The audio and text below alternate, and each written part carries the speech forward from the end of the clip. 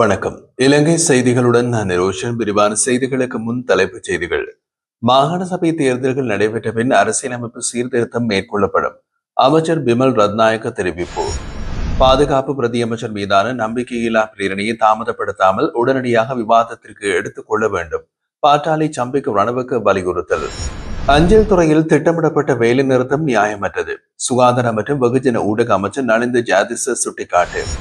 வடக்கு கிழக்கு தழுவிய கடையெடுப்பு போராட்டம் நடைபெறும் என்று அறிவிக்கப்பட்டிருந்தாலும் யாழ்ப்பாணத்தின் பெரும்பாலான பகுதிகள் வழமை போல இயங்க ஆரம்பம். இனி விரிவான செய்திகள். மாகாண சபை தேர்தல்கள் நடைபெற்ற பின்னர் அரசியலமைப்பு சீர்திருத்தம் மேற்கொள்ளப்படும் என்று அமைச்சர் பிமல் ரத்நாயக்க தெரிவித்துள்ளார்.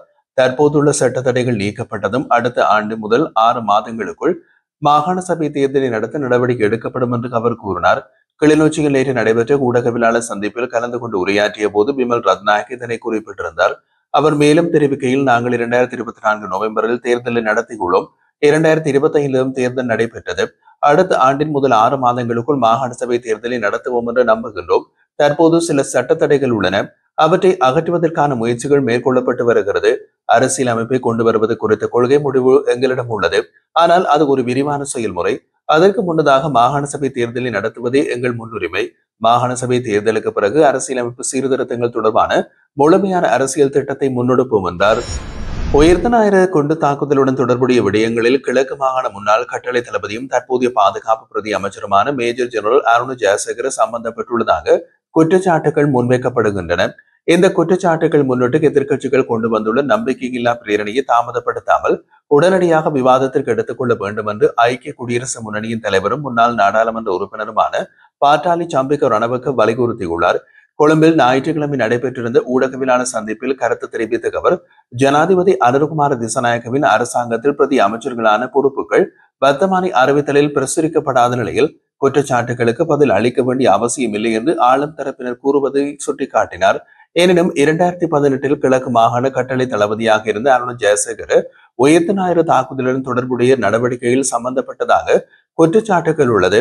மேலும் உயிர்த்த ஞாயிறு தாக்குதலின் பிரதான சூத்திரதாரியை ஏப்ரல் 21 மக்களுக்கு அறிவிப்பதாக ஜனாதிபதி தேர்தல் பிரச்சாரத்தின் போது வாக்குறுதி அளிக்கப்பட்டிருந்தாலும் இதுவரை எந்த தகவலும் வெளிப்படுத்தப்படவில்லை என்பதையும் அவர் சுட்டிக்காட்டியிருந்தார்.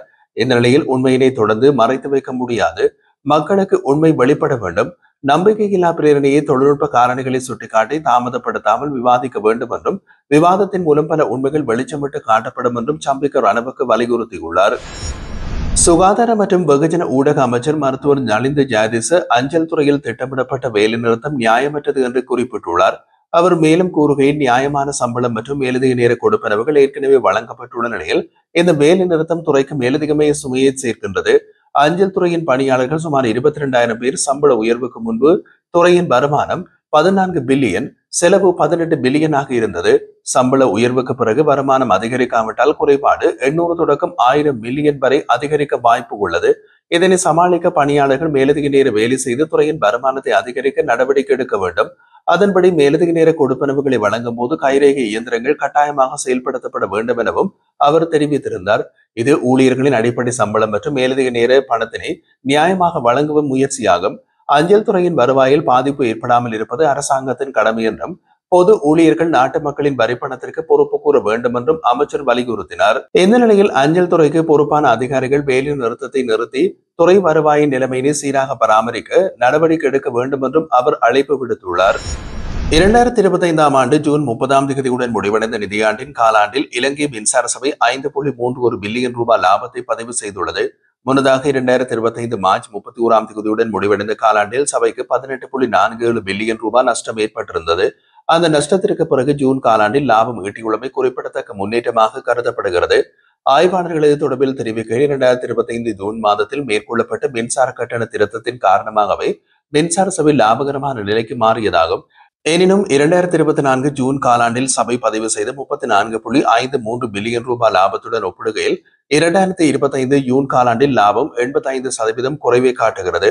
தற்போதைய அரசாங்கம் ஆட்சிக்கு வந்த பின்னர் 2025 ஜனவரியில் மின்சார கட்டணம் சுமார் 20% குறைக்கப்பட்டிருந்தது. இதுவே 2025 மார்ச் காலாண்டில் அறிவிக்கப்பட்ட பெரும் இழப்பிற்கு முக்கிய காரணமாக அமைந்தது. இதற்கிடையில் சர்வதேச நாணய நிதியம் இலங்கைக்கு தனது விரிவாக்கப்பட்ட நிதி வசதி திட்டத்தின் அடுத்த தவணையை பெற செலவை ஈடுகட்டும் மின்சார விலையை மீண்டும் அமல்படுத்த வேண்டும் என்று வலியுறுத்தியது. அதன்படி 2025 ஜூன் மாதத்தில் மின்சார கட்டணங்கள் திருத்தப்பட்டு சபை மீண்டும் லாபகரமான பாதைக்கு திரும்பிக் கொள்ளதாக தெரிவிக்கப்படுகிறது. இன்றைய தினம் வடக்கு மற்றும் கிழக்கு தழுவிய கடையடைப்பு போராட்டம் நடைபெறும் என்று முன்பே அறிவிக்கப்பட்டிருந்தாலும் யாழ்ப்பாணத்தின் பெரும்பாலான பகுதிகள் வழக்கம் போல இயங்க தொடங்கியுள்ளன. வடக்கில் அதிகரித்து வரும் ராணுவ பிரசன்னத்திற்கு எதிர்ப்பு தெரிவிக்கும் வகையில் இந்த போராட்டம் அழைக்கப்பட்டிருந்தது. இதற்காக தமிழரசு கட்சியின் பொதுச் செயலாளர் MA சுமந்திரன் அழைப்பு விடுத்திருந்தார். அந்த அழைப்பிற்கு அரசியல்வாதிகள் உட்பட பல தரப்பினரும் ஆதரவு தெரிவித்திருந்தாலும் அதே சமயம் சிலர் எதிர்ப்பு வெளியிட்டிருந்தார்கள். இதனையடுத்து போராட்டம் நடைபெறும் நேரத்தை வரையறுக்கும் வகையில் சுமந்திரன் நேற்று சிறப்பு அறிவிப்பொன்றையும் வெளியிட்டிருந்தார். இதற்கிடையில் யாழ்ப்பாணத்தில் பெரும்பாலான பகுதிகளில் இயல்பு நிலை நீடிக்கும் நிலையில் சில பகுதிகளில் மட்டும் வணிக நிலையங்கள் மூடப்பட்டுள்ளது. வடக்கு கிழக்கில் கடந்த வெள்ளிக்கிழமை நடைபெற இருந்த கடையடைப்பு போராட்டம் இன்றைய தினத்திற்கு மாற்றப்பட்டிருந்தது. இது தொடர்பாக நாடாளுமன்ற உறுப்பினர் ராமநாதன் அர்ஜுனா தனது முகநூல் பக்கத்தில் வெளியிட்ட காணொலியில் மடுமாதா திருவிழா கடந்த வெள்ளிக்கிழமை நடைபெற்றதன் காரணமாக போராட்டத்தை ஒத்திவைத்து இன்றைய தினத்திற்கு மாற்றும் தீர்மானத்தை MA சுமந்திரன் எடுத்ததாக அவர் குறிப்பிடுகிறார். எனினும் நல்லூர் திருவிழா இன்னமும் நடைபெற்றுக் கொண்டிருப்பதாகவும் தாம் மத அடிப்படையில் கருத்து தெரிவிக்கவில்லை என்பதையும் அர்ஜுனா விளக்கம் அளித்தார். மேலும் கடையடைப்பு போராட்டம் காலை 6 மணி தொடக்கம் 9 மணி வரை மட்டுமே நடைபெறும் என்று சுமந்திரன் அறிவித்திருந்ததை அவர் சுட்டிக்காட்டி விமர்சித்தார். அந்த நேரத்தில் பெரும்பாலான கடைகள் திறந்திருக்காது என்றும் அவர் குறிப்பிட்டிருந்தார். அத்துடன் இத்தகைய போராட்டங்கள் மக்களின் சொந்த விருப்பத்தினால் நடைபெற வேண்டும் என்பதையும் அவர் வலியுறுத்தினார். சுமார் 100 அரசியல்வாதிகள் தங்கள் வருமானத்தை விட அதிகமாக சொத்துக்களை குவித்துள்ளனர் என்ற தகவல் வெளியாகியுள்ளது. இதனையடுத்து லஞ்ச ஒழிப்பு ஆணையமும் சட்டவிரோத சொத்துக்கள் விசாரணை பிரிவும் அவர்களை சேர்ந்த விசாரணைகளை ஆரம்பித்துள்ளன. அரசியலுக்குள் நுழைந்த போது பெரிதாக செல்வம் இல்லாத இவர்களில் பலர் குறுகிய காலத்தில் திடீரென்று பெரும் செல்வந்தர்களாக மாறியிருப்பது கவனத்திற்கு வந்துள்ளது. இதனை கருத்தில் கொண்டு இந்த விசாரணைகள் தொடங்கப்பட்டதாக தெரிவிக்கப்படுகிறது. மேலும் சில அரசியல்வாதிகள் குவித்த சொத்துக்கள் அவர்களது நெருங்கிய உறவினர்கள் அல்லது சகாக்களின் பேரில் பதிவு செய்யப்பட்டிருப்பதும் கண்டறியப்பட்டது. பேரளவில் அவர்கள் சொந்தமாக இருந்தாலும் உண்மையில் அந்த சொத்துக்கள் சம்பந்தப்பட்ட அரசியல்வாதிகளால் கட்டுப்படுத்தப்படுகின்றன என்பது முதல்கட்ட விசாரணைகளிலும் தெரிய வந்துள்ளது.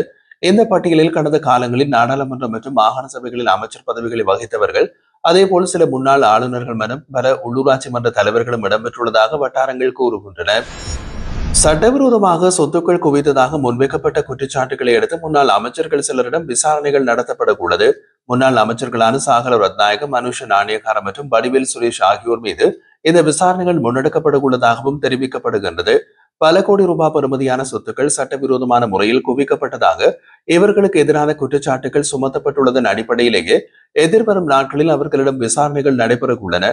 இதற்கு முன்னர் கடந்த அரசாங்க ஆட்சி காலத்தில் சட்டவிரோதமாக சொத்துக்கள் குவித்ததாக முன்னாள் பாதுகாப்புத்துறை அதிகாரிகள் உட்பட 26 பேருக்கு எதிரான விசாரணைகளும் தொடங்கப்பட்டிருந்தன. அந்த பட்டியலில் இடம்பெற்றிருந்த சில முன்னாள் அமைச்சர்களிடம் ஏற்கனவே விசாரணைகளும் நடத்தப்பட்டுள்ளது. மேலும் வருமான ஆதாரங்களில் நியாயப்படுத்த முடியாத சொத்துக்கள் அனைத்தையும் அரசுடைமையாக்கி தொடர்புடையவர்களுக்கு எதிராக வழக்கு தொடர்வதற்கு தீர்மானிக்கப்பட்டுள்ளதாகவும் தெரிவிக்கப்படுகின்றது.